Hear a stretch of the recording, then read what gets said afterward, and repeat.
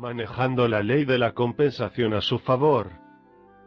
Napoleón Hill. Gane una ayuda poderosa con la ley de compensación. La ley de la compensación puede obrar en beneficio suyo, o en su perjuicio, según sea la forma en que usted la utilice. Tal vez se requieran muchos años para el momento del castigo o de la recompensa, pero siempre llegará compensación. La naturaleza provee que a todo exceso suceda una nivelación. El temor cede ante la ley de la compensación, y la envidia y la malicia también desaparecen de la vida cuando se llega a entender cómo dicha ley puede llevar hasta el mayor éxito, porque cualquiera puede controlar la forma en que trabaje para él. Acude usted a cualquier biblioteca pública, aunque sea una pequeña, y pida al encargado el ensayo de Ralph Waldo Emerson sobre compensación. De seguro le llevará ante el anaquel donde se alinean los trabajos de Emerson, que no son muchos, pero que a mí me parecen saturados de un gran potencial para el éxito. Entre ellos será fácil hallar el tomo que contenga el ensayo referido. Probablemente será el libro más manoseado. Pero también puede suceder que no se encuentre allí por haber sido robado. Tal vez algún estudiante lo solicitó en préstamo para hacer su trabajo de exámenes de fin de año y terminó quedándose con él, o algún sujeto deseoso de saber los motivos de su fracaso se lo apropió para leerlo con calma una y otra vez. Tenga compasión de aquellos que no se percatan de la posibilidad de fracaso que se esconde en la acción de robar, y haga un acto bondadoso obsequiando a la biblioteca otro ejemplar que sustituya al ya no existente. Y compre también uno para usted. Una vez que haya leído el ensayo sobre la compensación unas 3 veces, estoy seguro de que repetirá su lectura un centenar de veces más. Querrá tenerlo en su mesilla de noche, porque es indispensable, para todos aquellos que quieran comprenderse a sí mismo, entender el mundo y buscar una maravillosa paz espiritual que permanezca para siempre en ellos. La ley de la compensación en acción. Antes de poner punto final a este capítulo, tendremos que volver a hablar del citado ensayo, que a mi ver es quizás el más importante jamás escrito. Por ahora deseo relatarle una historia en varios episodios. Se trata de una historia verídica. Yo mismo la viví. Como usted sabe, soy un hombre que ha cometido errores y que ha cedido en ocasiones al tipo maligno de emociones. Si no hubiera derivado enseñanzas de dichos errores, no me consideraría digno de dar consejos, pero puedo afirmar que fueron para mí lecciones duras y provechosas, que me sirvieron para levantar el edificio de mi éxito y de mi paz mental. Pues bien, hace varios decenios pasaba yo por una situación crítica que me tenía agobiado. Estaba relacionada con una aventura que, aun cuando me acarreó una experiencia valiosa, no me produjo mucho más que eso. Juzgaba necesario el empezar de nuevo tanto en lo económico, como en lo mental y espiritual. Hallándome en el centro comercial de Atlanta, Georgia, decidí visitar a mi amigo y antiguo socio Mark Odin. Hacía poco que había abierto un importante restaurante precisamente en el corazón de dicha zona comercial. Mark me manifestó en dicha visita que se encontraba en serias dificultades con su negocio, porque no había tomado en consideración el hecho de que los comercios en el centro de Atlanta cerraban temprano por las tardes. Por tanto, la zona se quedaba vacía en las primeras horas de la noche. Lo anterior daba por resultado que al mediodía le fuera muy bien al restaurante por la afluencia de empleados, pero por las noches no había nadie y esto era grave, ya que mi amigo contaba con que la mayor parte de sus ingresos procedieran de las cenas. ¿No habría algún modo de hacer que la gente acudiera al restaurante a cenar? A él no se le ocurría respuesta a esta pregunta. En estos momentos mi mente estaba ocupada con mis propios problemas, pero desde tiempo atrás había aprendido que, cuando no se pueden resolver los problemas que uno tenga, lo mejor que cabe hacer es buscar a alguien que esté aquejado de un problema mayor y ayudarle a encontrar una solución al mismo. Entonces volví mis pensamientos hacia el examen del predicamento en que se encontraba mi amigo. Al mirar a mi alrededor, Observé que el local era amplio y bien dispuesto, en él muy bien podían caber con comodidad varios cientos de personas. Su equipo y mobiliario eran de primera. La ubicación era excelente, en una esquina con facilidades de estacionamiento y transporte. El acceso al establecimiento era cómodo, la comida era buena y el ambiente placentero. En resumen, quien quiera que cenara ahí pasaría un rato en extremo agradable. Entonces, ¿cómo atraer a los parroquianos? De cómo decidir dar consejo gratuito, que antes solía dar a cambio de honorarios. La respuesta surgió en mi mente como una iluminación. Le sugerí a Mark que yo sustentaría una serie de conferencias sobre la ciencia de la realización personal, que tendrían efecto diariamente por las noches en el comedor. Dichas conferencias serían gratis para quienes acudieran a cenar y se quedaran en el restaurante hasta la hora de la conferencia. Anunciamos el proyecto en la prensa local. Enviamos comunicados impresos a todas las oficinas y comercios de la zona. Y la primera noche tuvimos que rechazar a muchas personas a quienes no pudimos acomodar en el local por falta de asientos. Y en las noches siguientes ocurrió lo mismo, ya que el establecimiento se llenaba por completo. Las cenas se convirtieron en la mejor fuente de ingresos para Mark. ¿Cuánto costó esto? Solo el importe de la propaganda. Siempre había cobrado por mis conferencias, pero en esta ocasión fueron gratuitas para un amigo que requería de ayuda. Este acto desencadenó fuerzas invisibles. Y hasta aquí la primera parte de mi historia. La ley de la compensación empieza a actuar en mi favor. Los humanos no tenemos el don de la adivinación. Si yo hubiera poseído esa facultad, que una inteligencia sapientísima con gran acierto no nos concedió, habría podido ver que mi desinteresada colaboración iba a ser un hito importante en mi vida. Aún ahora mismo, al contemplar la compensación que llegué a recibir por aquel servicio, creo que todavía estoy siendo muy bien pagado. Pero antes de seguir adelante, quiero hacer notar al lector que solucioné mi problema ayudando a un amigo a solucionar el suyo. Hagamos al llegar aquí una pausa para que usted medite cómo puede aplicar esta potente norma que siempre da resultado y con frecuencia en un grado mayor que recibiendo la compensación en simple moneda. Mis conferencias sobre filosofía del éxito atrajeron a una gama variada de personas al restaurante de Odín.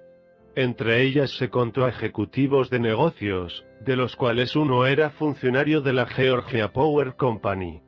Tanto impresionaron las pláticas a este personaje, que me pidió que asistiera como orador invitado a una asamblea privada de los principales funcionarios de varias empresas sureñas de energía eléctrica. La ley de la compensación había entrado en actividad alrededor de mi persona. En la citada asamblea figuró Homer Pace, ejecutivo de la South Carolina Electric y Commercial Gas Company. Después de mi charla se me acercó para manifestarme que era practicante de la ciencia de la realización personal desde hacía muchos años. A lo anterior agregó: tengo un amigo que me gustaría presentarle. Es presidente de una pequeña institución de enseñanza y dueño de una editorial de cierta importancia. Su modo de pensar es tan semejante al suyo, que sospecho fundadamente que es otro de los alumnos de usted a través de sus libros. Deberían hacer amistad personal. ¿No querría usted escribirle? Seguí el consejo y dirigí una misiva a la persona indicada. Al poco tiempo el director escolar y publicista se presentó personalmente en Atlanta a visitarme. Quizás al espíritu del sabio de Concord, como solía llamarse a Emerson, sonreía por encima de mi hombro durante la conversación que duró 2 horas. Mi visitante y yo llegamos a un acuerdo verbal, según el cual yo iría a residir a su localidad para escribir una nueva versión de mi filosofía, que él se encargaría de publicar. En muchas vidas suelen ocurrir patrones que se repiten, porque, como habrá podido observar el lector, siempre que necesité de un editor, con solo aplicar mi filosofía surgió la persona adecuada. Y fue así como el 1 de enero de 1941 empecé a trabajar en la ciencia de la realización personal que ahora es enseñada en escuelas que patrocino tanto en los Estados Unidos como en otros países. De cómo recibí una compensación especial. Al volver los ojos al pasado, veo que los reveses que sufrí poco antes de mi encuentro con Mark Woodin me habían sumido en una serie de estado de choque nervioso. Pero transmuté ese choque en trabajo intenso, en una actitud de amor. Toda adversidad lleva en sí la semilla de un beneficio equivalente o mayor. Al poco tiempo hallé una paz espiritual como nunca antes había conocido. Pero ya para pasar a describir el tercer episodio de esta multifacética historia que nos muestra lo que es la ley de la compensación, permítaseme advertir que en mi espíritu no había cabida para aspectos románticos, amorosos. Nunca creí que el matrimonio fuera para mí. Sin embargo, la mente específica y activa no teme lo nuevo, ni en ideas, ni en circunstancias. Al instalarme en aquella pequeña población de Carolina del Sur, arrendé un departamento que resultó cerca de la casa de la secretaria de mi editor. Durante varios meses después de mi llegada vi a esta persona solamente en su escritorio y durante el curso natural de mis asuntos. Ella había sido el sostén de su familia desde la muerte de su padre, ocurrida cuando aún era una jovencita. Había trabajado con 2 generaciones de la familia propietaria de la negociación, ocupaba un puesto de responsabilidad y era feliz en sus labores. Entre las atenciones hacia su familia, ella había ayudado a educar a sus hermanas menores, y las exigencias propias de un cargo ejecutivo como era el de ella, todo su tiempo estaba ocupado. Apenas se había pensado en la posibilidad de casarse y casi podría decirse que era lo último que se le podría ocurrir. Pero quizá le sonrió por encima de mi hombro un pagano querubín armado de arco y flecha. Lo cierto es que empecé a invitarla a cenar y a espectáculos que se presentaban en las poblaciones circunvecinas. Me percaté, en el curso de dichas entrevistas, de que al tratarla fuera del ambiente de los asuntos comerciales y familiares, ostentaba una personalidad distinta. Una maravillosa manera de ser. Esa dama era casi un duplicado perfecto de la más estupenda mujer conocida por mí, mi madrastra. No es, pues, de asombrar que yo la admirara. Y el cuadro empezó a tomar forma con rapidez. Efectuamos algunos viajes en automóvil.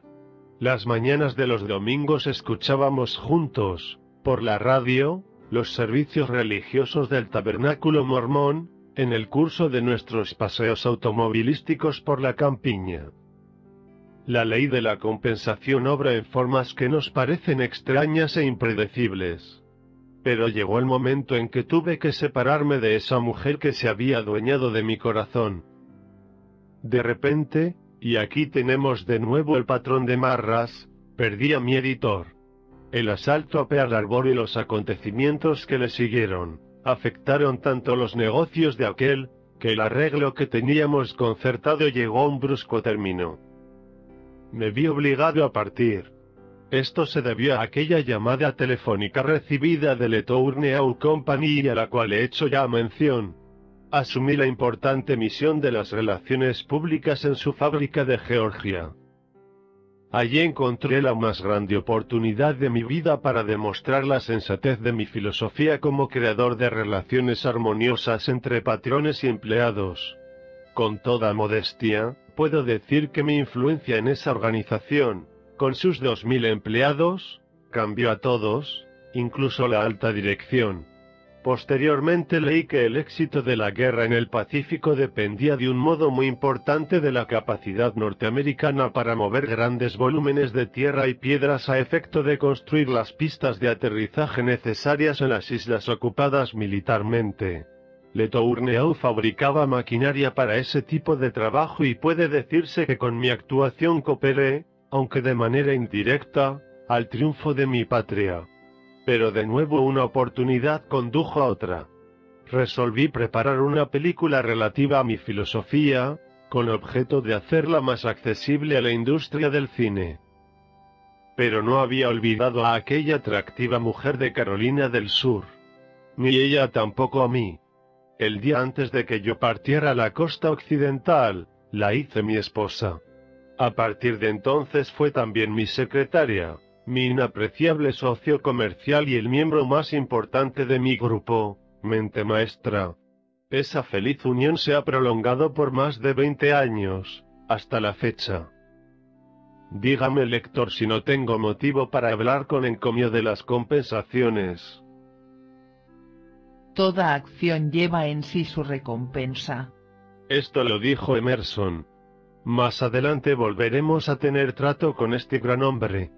Estoy seguro de que usted se percata de que la recompensa de toda acción no puede ser siempre una recompensa en el sentido que suele darse a este vocablo, sino que a veces será un castigo, si es lo que esa acción merece.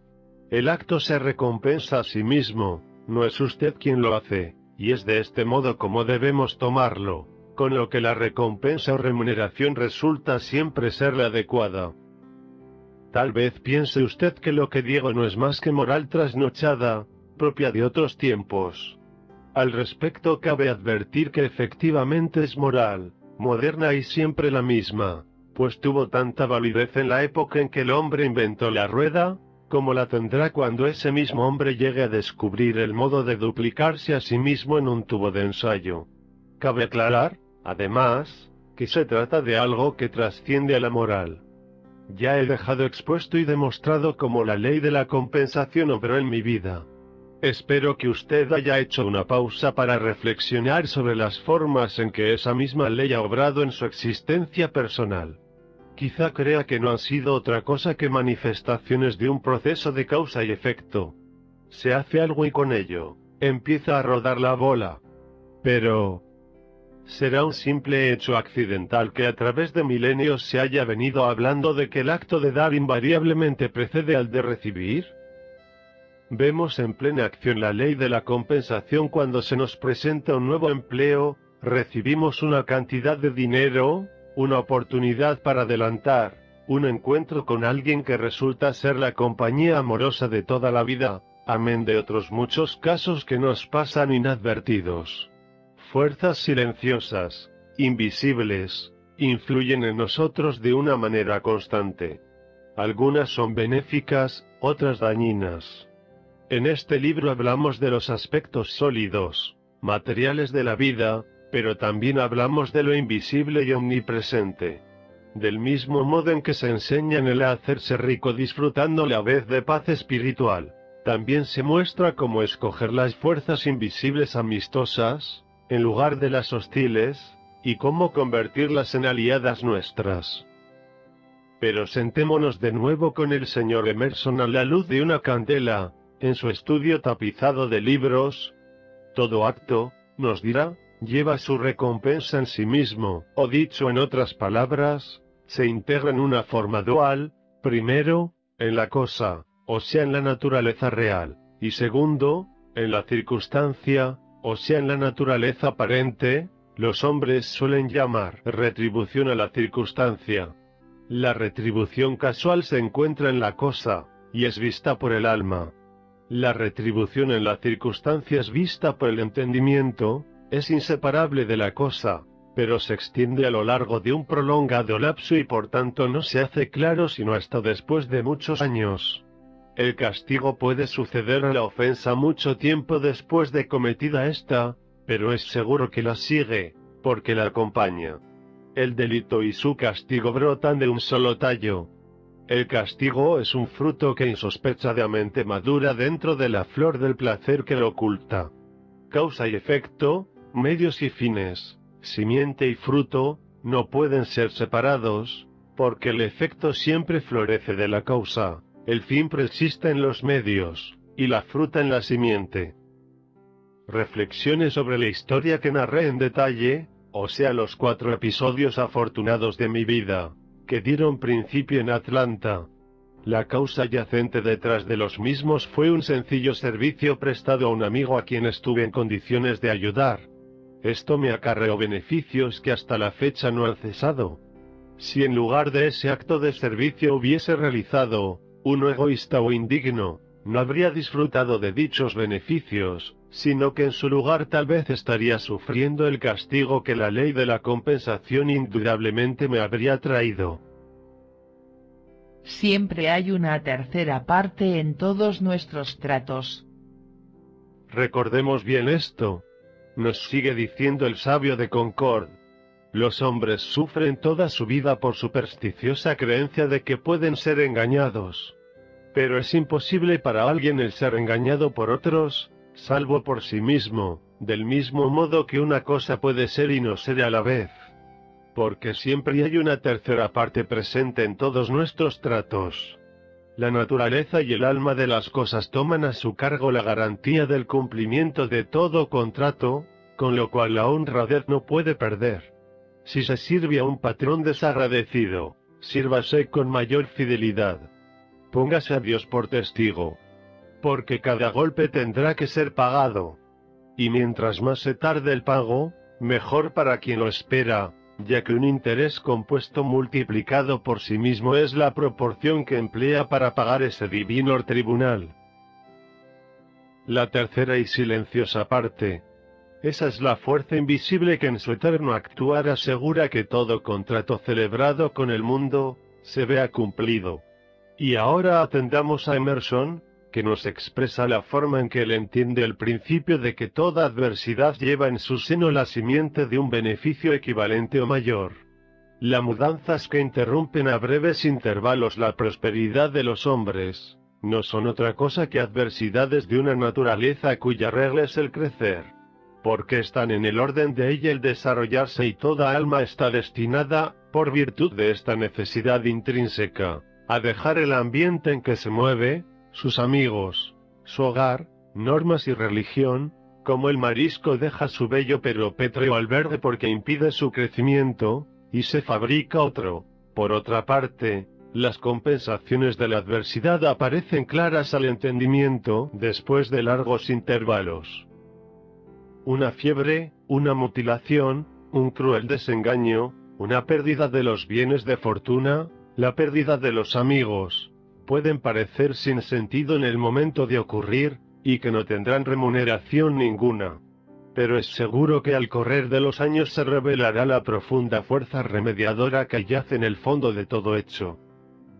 La muerte de un amigo querido, de la esposa, del hermano, o del amante, que solo presentaba el aspecto de un gran sufrimiento y nada más, posteriormente llegará a asumir el aspecto de un guía o genio benéfico, porque casi siempre operará una revolución en nuestro modo de vivir, poniendo punto final a una época de infantilismo e inmadurez que esperaba ser cerrada, o bien rompe algún hábito, estilo de vida o ambiente doméstico, permitiendo la formación de otros nuevos más afines al desarrollo y perfeccionamiento del carácter. Facilita o constriñe la formación de nuevas amistades y la recepción de nuevas influencias que demostrarán su radical importancia en los años siguientes, y el hombre o mujer que habrían seguido siendo meras flores de invernadero sin raíces profundas y firmes, al derribarse los muros que las protegían y descuidarlas el jardinero, se transforman en árboles banyanes de la selva, proporcionando sombra y frutos a los numerosos viandantes.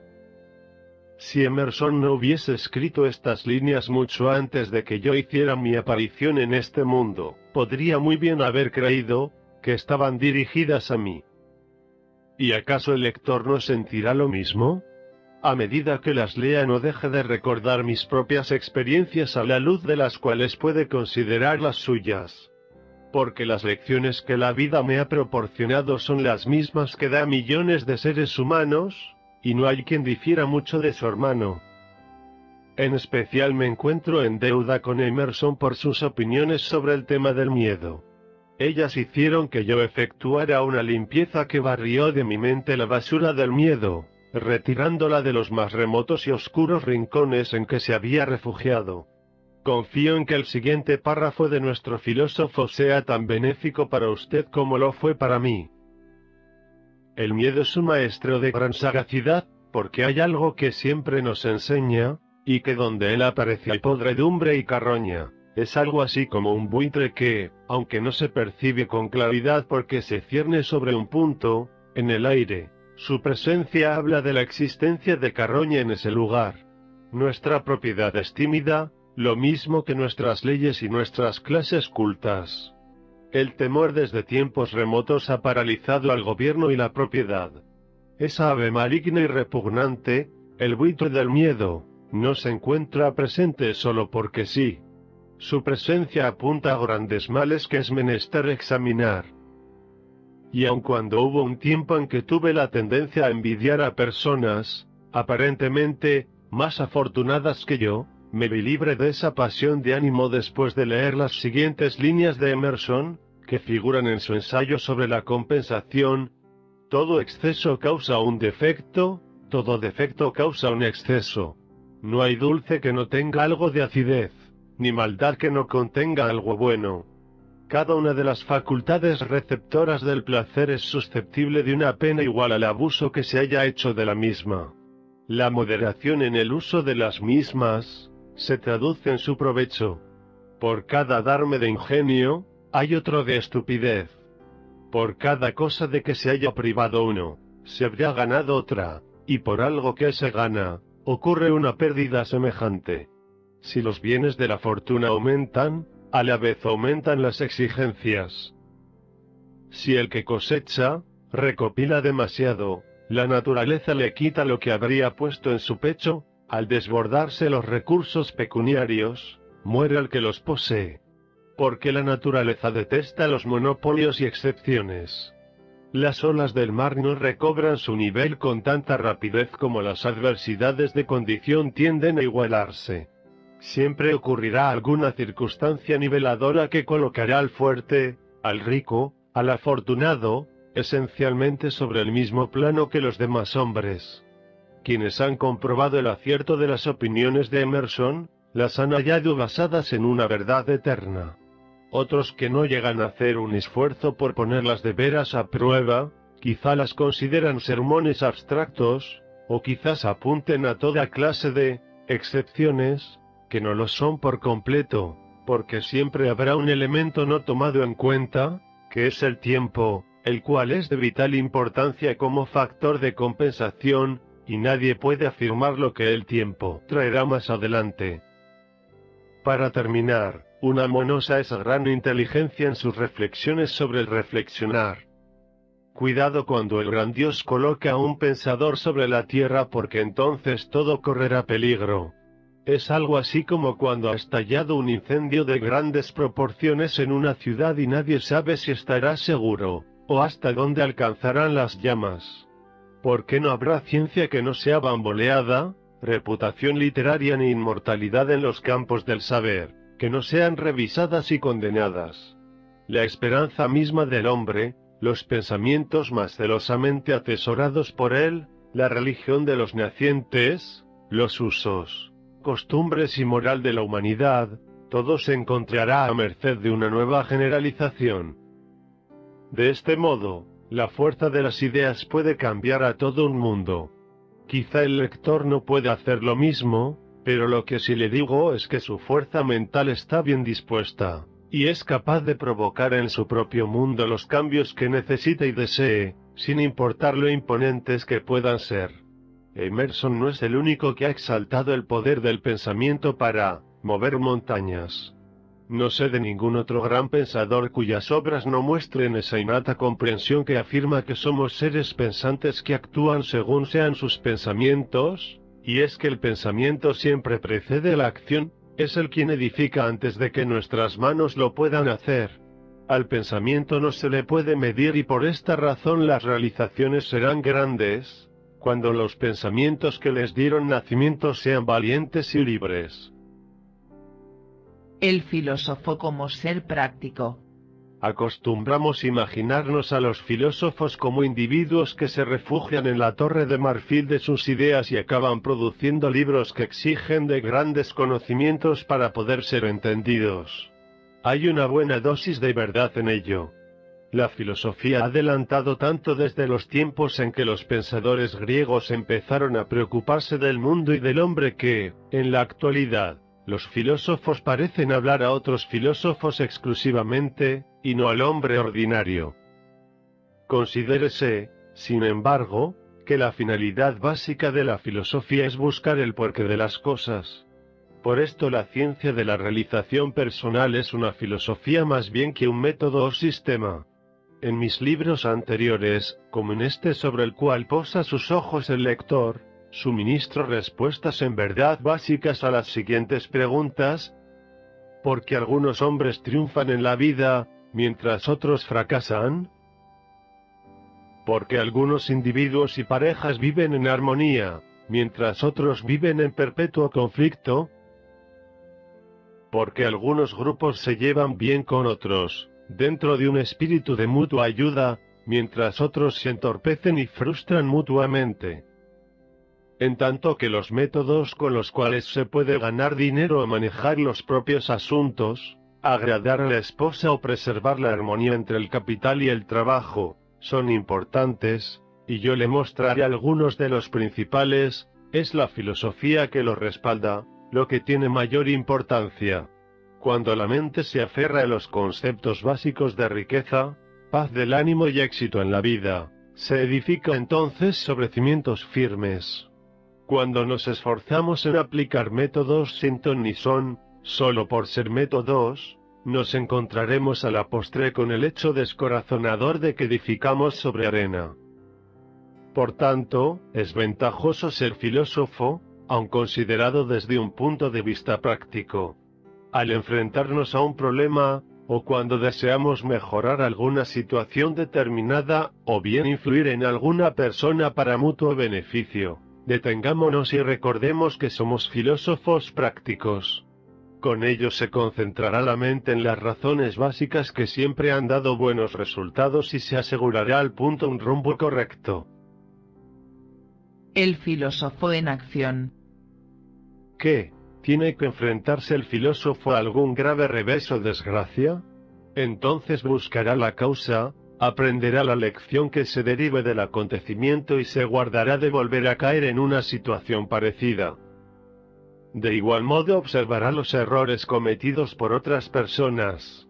Sabiendo que los seres humanos se parecen mucho entre sí, se mantiene alerta para detectar la aparición en sí mismo de cualquier tendencia a cometer esos mismos errores. El filósofo no puede predecir mejor el futuro que otras personas, pero sabe bien que la historia suele repetirse, entonces toma en consideración el pasado y, a menudo, derivará de este muy buenas ideas aplicables al futuro. El filósofo jamás olvida que la mejor manera de ayudar a los demás es auxiliarlos a que descubran sus mejores posibilidades. Él no busca convertirse en reformador, ni hundirse en esfuerzos interminables e inútiles que no acarren ningún bien. Siendo como es un filósofo, sabe que el tiempo es el gran nivelador. La paciencia es connatural en él y los días y los años son sus aliados, jamás sus adversarios. Sabiendo que una mente en paz es por razón natural una mente eficaz, el filósofo no permite la entrada en ella de esas emociones que la alteran, volviéndole incapaz de concepciones grandes. Sabiendo también que no existen límites para la energía mental, no pone un cerco estrecho a dicha energía pensando en términos reducidos, insignificantes, sino que piensa de una manera amplia, generosa, que permita su perfeccionamiento. El hombre de negocios filósofo no confunde la ganancia de hoy con la vida entera de tranquilidad espiritual y éxito. Por tal motivo nunca se aprovechará injustamente de nadie, porque sabe que todo acto en sí lleva su recompensa. El filósofo sabe que los pensamientos son cosas, que todo pensamiento que emite, sea bueno o malo, retornará a su tiempo, grandemente multiplicado, para maldecirlo o bendecirlo según haya sido su naturaleza original. Los grilletes del pasado nunca tientan al filósofo con su lastimero sonar para que vuelva los ojos atrás, porque sabe que el éxito se encuentra en el futuro, que la vida se extiende a su frente, y sólo extrae del pasado aquello que pueda servirle de provechoso y útil aleccionamiento. El verdadero filósofo nunca ofende a nadie y cuando siente el impulso de dar rienda suelta a su justa cólera, no lo hace de un modo que pudiera parecer habitual en él. expresa su indignación como si estuviese escribiendo en arena, a la orilla del mar, y espera que nadie pasase por ese lugar antes de que la marea llegara a borrar lo escrito. El compartir forma parte de la verdad de la filosofía y por eso el filósofo comparte generosamente, sabiendo que al participar con otros de lo que él tiene, se asegura nuevos beneficios. Está seguro de que el compartir acarrea oportunidades que le beneficiarán, las cuales serán bien ganadas y bien merecidas, siendo ese el único tipo de beneficio que desea. Como filósofos que somos, hemos venido repitiendo lo dicho. Sí, en nuestro papel de buscadores de aquellas verdades que se ocultan en la naturaleza y conducta humanas, hemos venido repitiendo conceptos. Como filósofo que es usted, tenga presente la utilidad de la reiteración, porque la mente humana aprende repitiendo y reforzando, hasta que llega el momento en que la verdad sea la regla. La misma palabra filósofo se compone de dos vocablos griegos que significan amor y verdad. Ser filósofo es ser amante de la verdad. Cierro este capítulo con una anécdota referente a mi abuelo. Él tenía la convicción, como yo también, de que la gente suele aprender mejor por la experiencia. La anécdota tiene su picardía, pero me parece que sirvió bien para enseñar algo de la filosofía a cierto relamido de la ciudad. Esta persona se encontraba en la cuneta de un camino campestre por el cual viajábamos mi abuelo y yo procedentes de Powells River, Virginia. Íbamos rumbo a casa llevando una carga de heno en un carromato. En esa época yo era muy chico, lo suficiente para que me impresionaran en extremo los modales afectados y el atildado vestir del forastero. Sin ni siquiera solicitar permiso, saltó del vehículo que rodaba despacio por la carretera y dirigiéndose a mi abuelo le dijo: «Ahora seguiremos sobre 4 ruedas, ranchero». Mi abuelo guardó silencio. El caballo siguió trotando con lentitud y dejando atrás varios kilómetros de polvoroso camino. Justo al llegar a la granja de mi abuelo y enfilar este hacia el granero, el tipo se dejó caer del carro al mismo tiempo que gritaba: «Y ahora dígame, ¿a qué distancia se encuentra B y Gestone Gap de aquí?».